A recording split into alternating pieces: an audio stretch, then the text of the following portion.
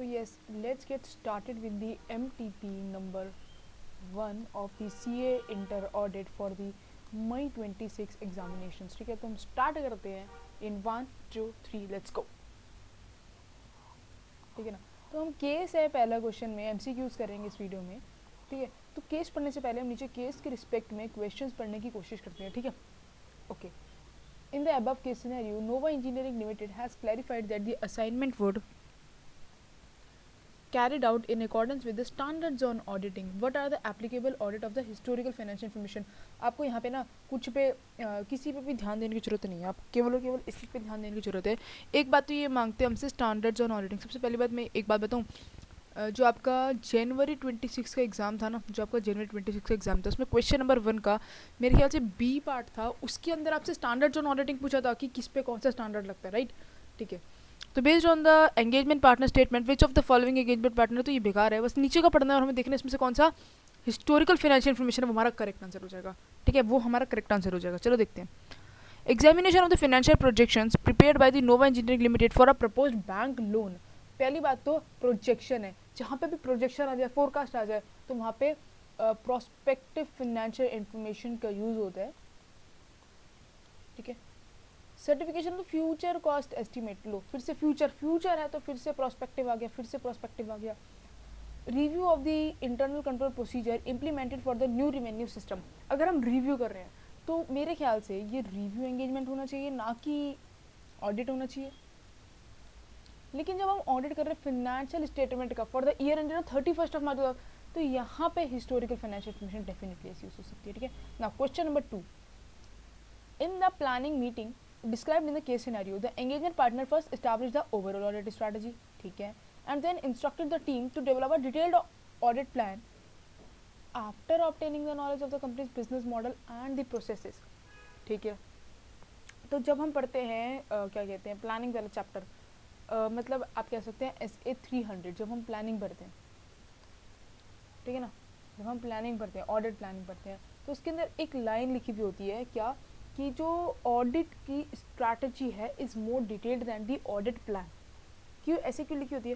क्योंकि आपको पता है मुझे स्ट्रैटेजी के बेसिस पे अपना प्लान जो है वो बनाना पड़ता है. राइट, तो enable the auditor to design the appropriate audit procedure relevant to the entity's operation and risk. ये मुझे अच्छा लग रहा है, मतलब ये थोड़ा ठीक लग रहा है, क्योंकि यहाँ पे ऑडिट के प्रोसीजर्स के बारे में बात कर रहे हैं और ऊपर से एप्रोप्रिएट ऑडिट प्रोसीजर्स के बारे में बात कर रहे हैं. ठीक है. Determine whether the new revenue system, मुझे रिवेन्यू सिस्टम अकाउंटिंग स्टैंडर्ड इससे नहीं पता चलता, रिस्क असेसमेंट प्रोसीजर भी नहीं पता चलता. अगर रिस्क असेसमेंट प्रोसीजर की बात करें तो ये तो ऑडिट प्रोसीजर है ना. जैसे अगर मैं बोलूँ ये आपका रिस्क असेसमेंट प्रोसीजर है, ये एक ऑडिट प्रोसीजर है, बस इतना समझो.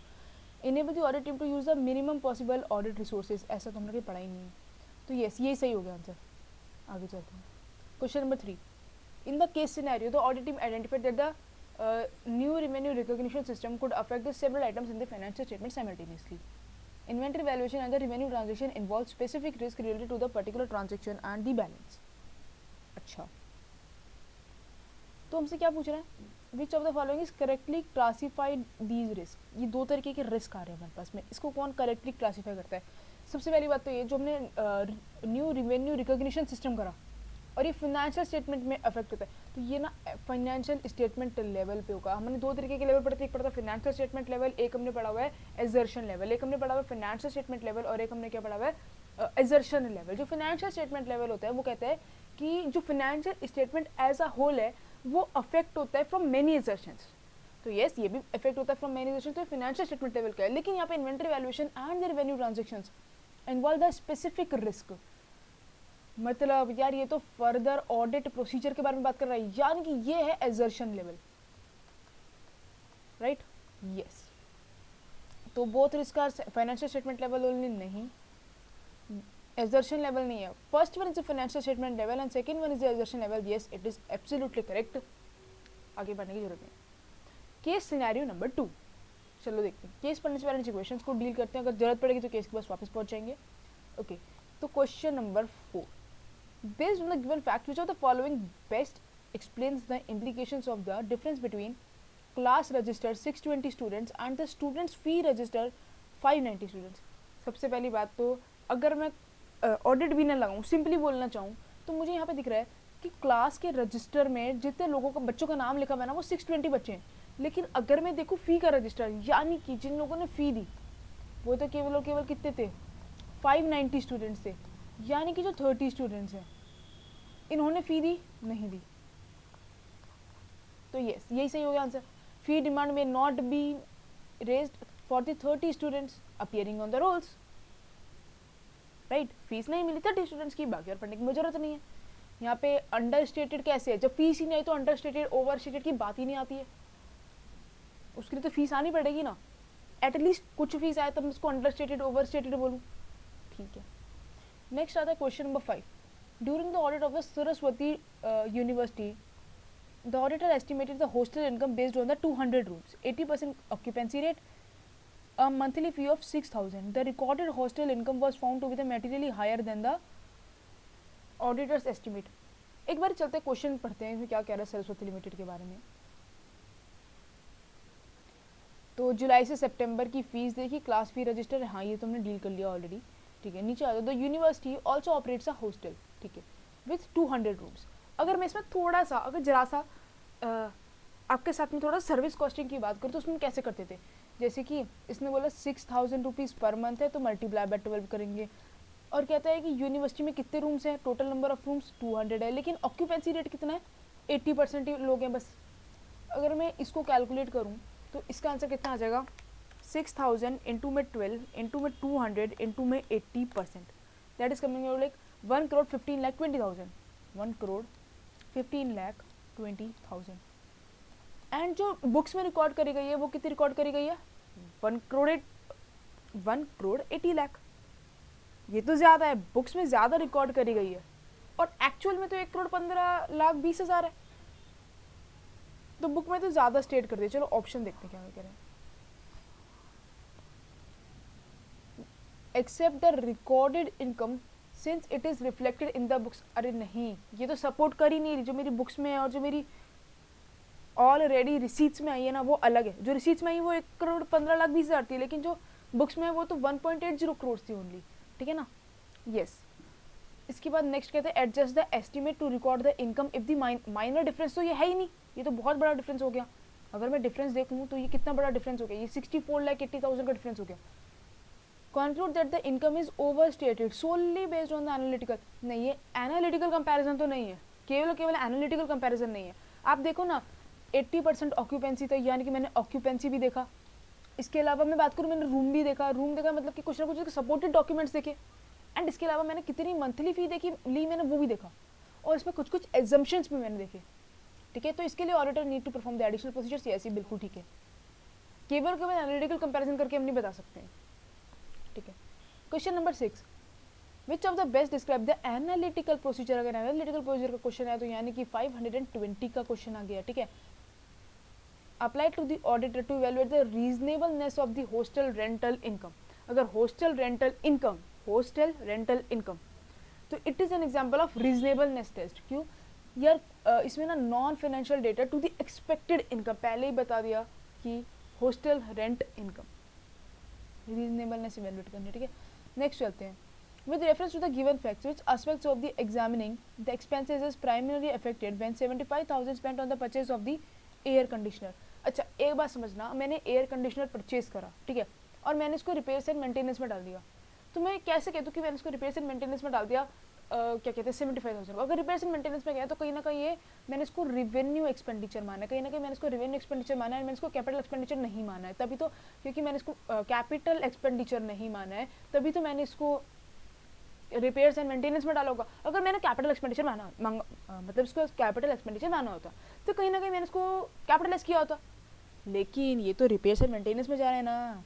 हाँ, तो current period audit expenditure pertains to the current period audit only, ये तो गलत है।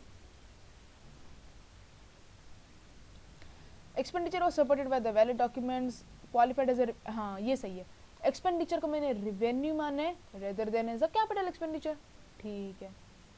नाउ केस नंबर 3, केस को पढ़ने से पहले हम क्वेश्चंस को टैकल करते हैं।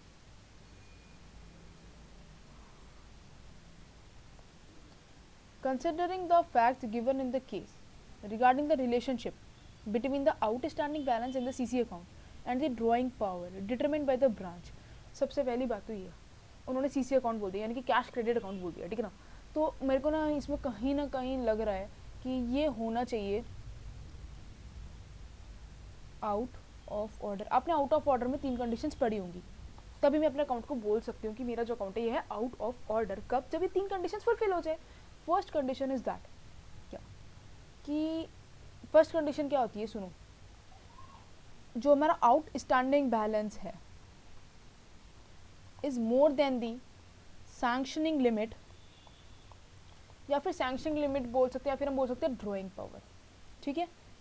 एंड दूसरी कंडीशन होती है कि जो मेरा आउटस्टैंडिंग बैलेंस है ना वो तो लेस देन है सैंक्शनिंग लिमिट से, या फिर ड्रॉइंग पावर बोल लो, but no credit are there continuously for 90 days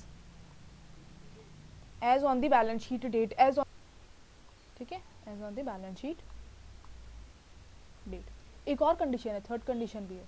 third condition क्या है कि credits are there, credits are there, but credits are not enough to recover the interest debited during the same period। Credit तो है लेकिन credit इतने नहीं है जो कि मेरे इंटरेस्ट को सेटिस्फाई कर सकें, तो इस ये कंडीशन फुलफिल होती है तो ये आउट ऑफ ऑर्डर होता है। एक बार क्वेश्चन में चल के देखते हैं सीसी अकाउंट से रिलेटेड क्या कहता है क्वेश्चन उससे।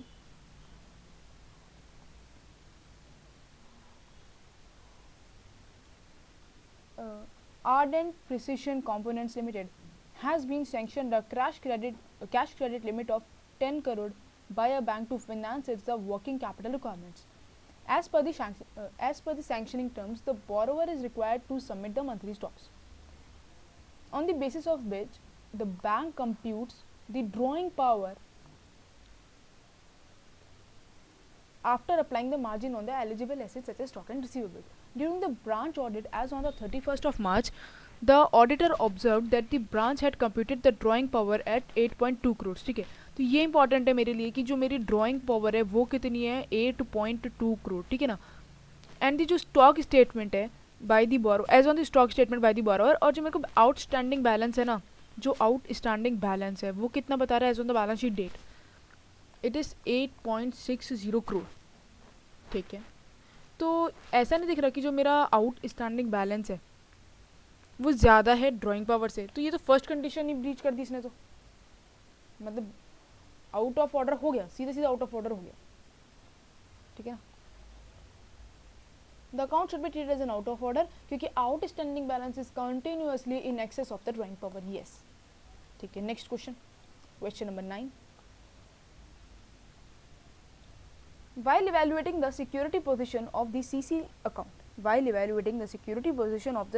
account, as on the reporting date, the auditor noted that the drawing power had been computed using the stock information that was not contemporaneous with the reporting date, and that the borrowing in the account was already close to the level determined on the basis of the primary security। पहली बात तो ये कि जो इसकी primary security है उससे उसका लोन ही फुलफिल नहीं हो पा रहा है यार, क्योंकि account already out of order है, ठीक है। The borrowing position may not be reliable since it is being evaluated on the basis of the outdated information regarding the primary security. ये बिल्कुल ठीक है, ठीक है ना। Question number 10। During the audit, the auditor noted that a portion of the inventory considered while determining the drawing power was stated lying with a third party। सबसे पहली बात, अगर थर्ड पार्टी वेयर हाउस के बारे में कुछ भी कहता है कि क्योंकि इसका कुछ स्टॉक का जो पोर्शन है वो थर्ड पार्टी के पास है, तो मुझे कुछ नहीं करना है, मुझे ना बस वेयर हाउस की रिसीट चाहिए रहेगी जो थर्ड पार्टी के पास है। हो सकता है कि उसके वेयर हाउस में रखा हो और पूछना पड़ेगा कि इन्वेंट्री की क्या कंडीशन है।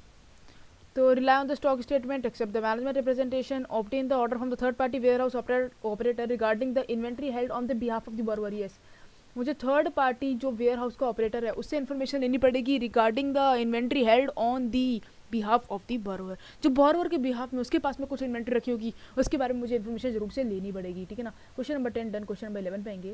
Question number 11 says the auditor accumulated the differences identified between the stock reported to the bank and the stock appearing in the audited financial statement and noted that the aggregate misstatement was approaching the materiality level. अच्छा जी, तो materiality level आ रहा है, यानी कि 320 materiality.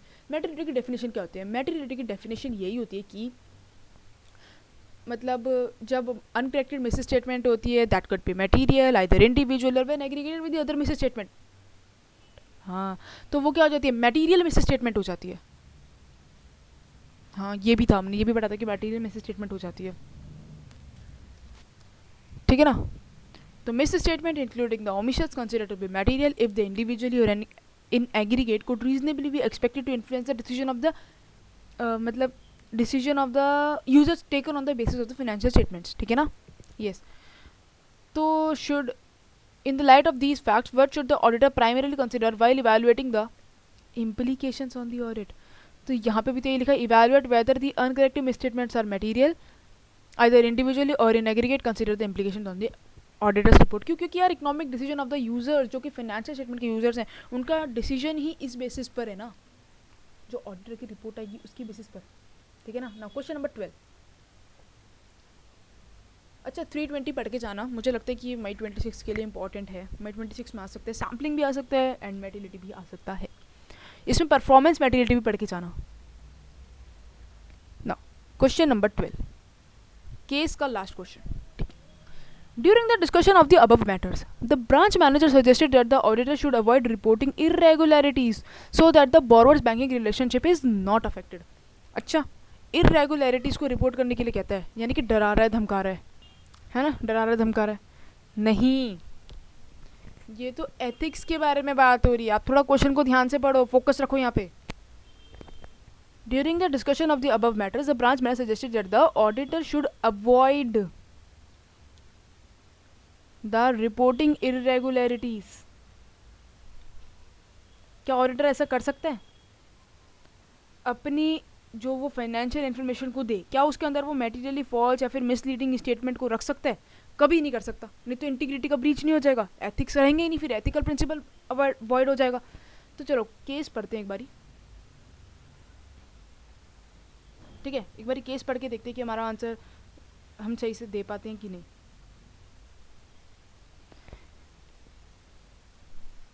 After accumulating the differences between the stock reported and the stock appearing in the audited financial statement, auditor observed the aggregated misstatement was approaching the materiality level determined by the audit. हमने कर दिया. When the matter was discussed with the borrower's management, they stated that the difference arose due to variation in the valuation method and the integral reporting expressed the view so that no adjustment was necessary in the financial statement. Consequently, the identified misstatement remained uncorrected as on the reporting date. During the discussion of these matters, the branch manager informally suggests that the auditor should avoid these irregularities to the audit report, as so might adversely affect the borrower banking relationship. अच्छा, borrower banking relationship कैसे? Objectivity भी compromise नहीं हो जाएगी, objectivity compromise नहीं हो जाएगी. ये ऑब्जेक्टिविटी यहाँ पे इंटीग्रिटी कहता है ना, implies truthfulness and the fair dealing. और ये क्या कहते हैं?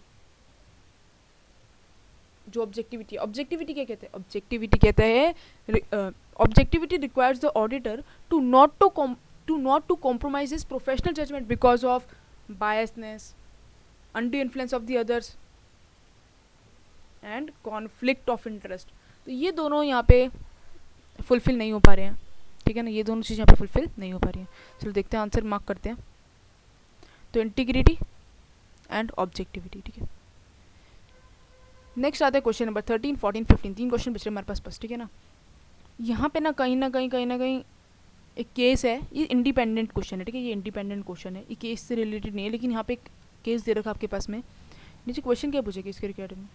Which of the following correctly explain the basis for the auditor decision regarding the substantive procedures. अच्छा, सब्सटैंटिव प्रोसीजर्स आपको पता है, जैसे कि जब हम ऑडिट प्रोसीजर्स करते हैं तो उसके अंदर एक होता है टेस्ट ऑफ कंट्रोल्स, एक होता है टेस्ट ऑफ डिटेल्स, एक होता है सब्सटैंटिव प्रोसीजर्स.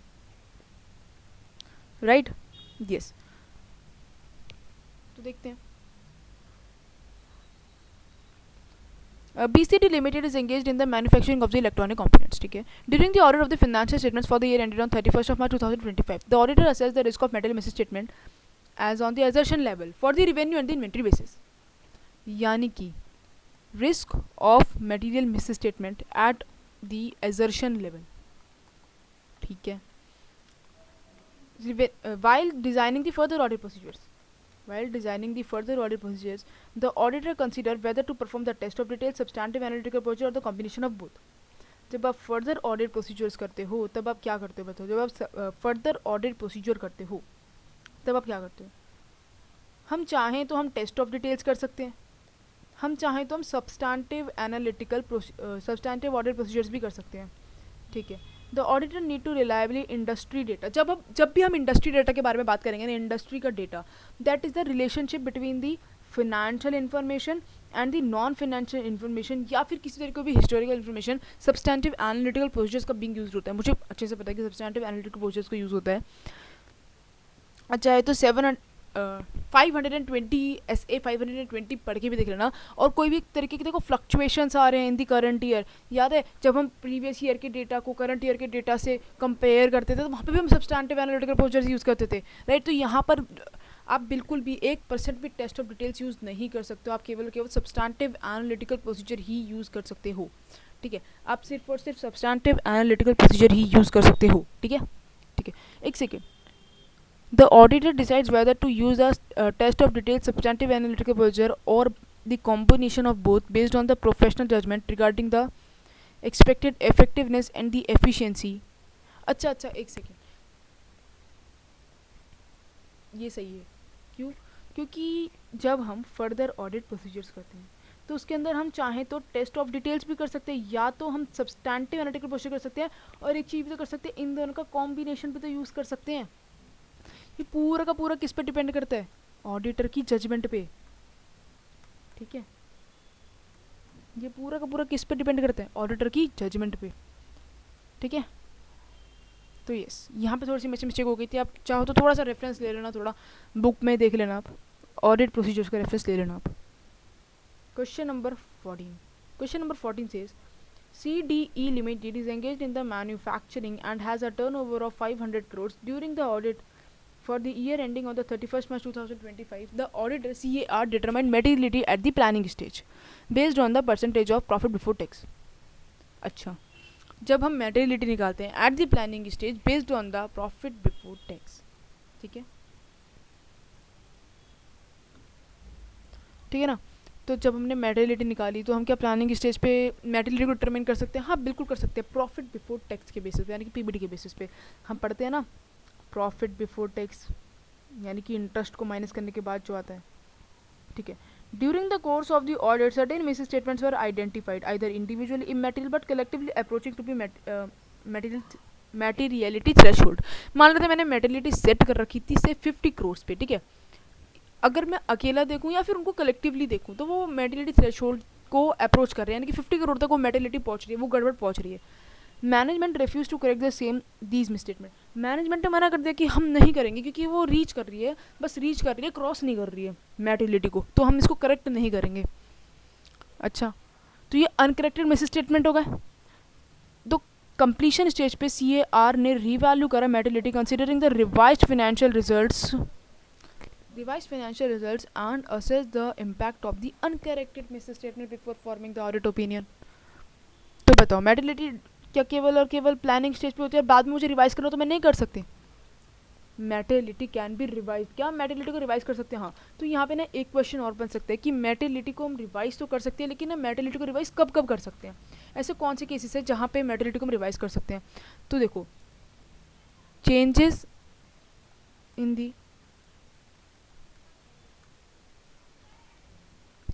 दी सर्कमस्टेंसेस, या फिर न्यू इन्फॉर्मेशन, या फिर कोई न्यू इन्फॉर्मेशन रिक्वायर हो गई, या फिर सर्कमस्टेंस में किसी तरह का कोई चेंज हो गया हो that occur during the audit. ठीक है. या फिर ऑडिटर की अंडरस्टैंडिंग में चेंज आ गया हो, या फिर changes in the auditor understanding of the entity, तब हम मैटेरियलिटी को रिवाइज कर सकते हैं.